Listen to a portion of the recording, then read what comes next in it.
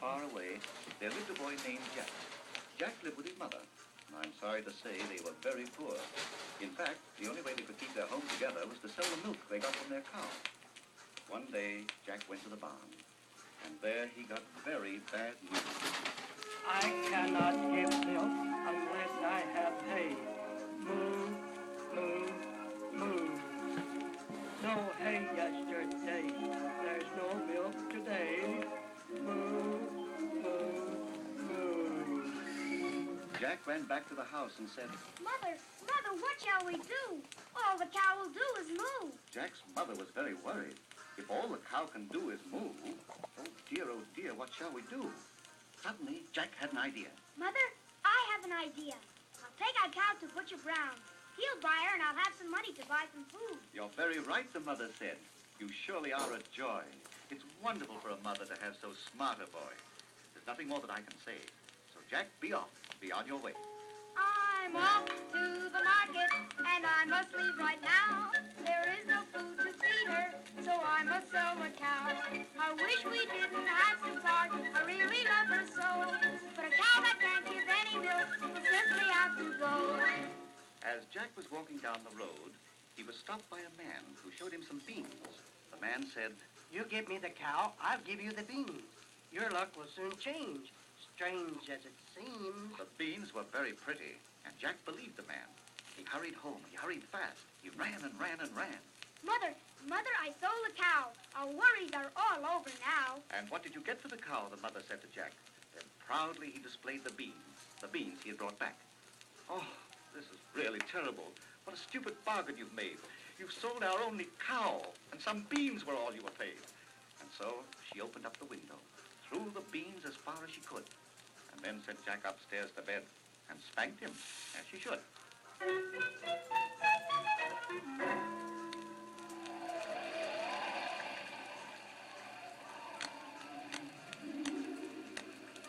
And when the night had fallen and the rain fell from the sky, the rain came down. The beans went up.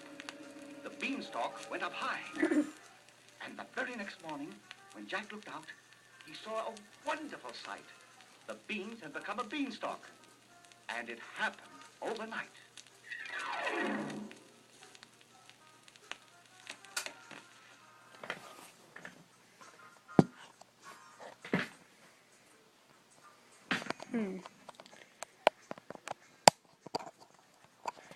Maybe.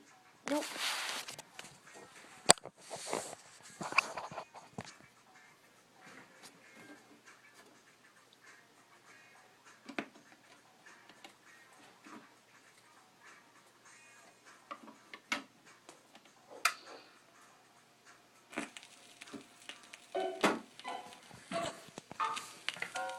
So Jack climbed up the beanstalk to see what he would find.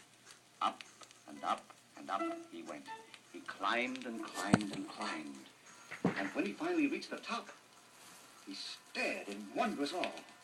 His breath was taken away by the castle that he saw. He walked into the castle, and there he got a scare. The giant who lived in the castle was waiting for him there. He, hi, ho, hum, I smell the blood of an Englishman. If he's in my castle, I'll find him soon. And when I do, will be his room. He, hi, ho, hum, I smell the blood of an Englishman. So Jack hid himself in the cookie jar that was standing on the shelf. The jar was so big, and Jack was so small, he couldn't find himself. And since he couldn't find himself, the giant couldn't either. The giant decided he wasn't there, and this gave Jack a breather. So the giant called for his magic harp that could do a lot of things. It could play beautiful music like a harp, and could fly like a plane with wings.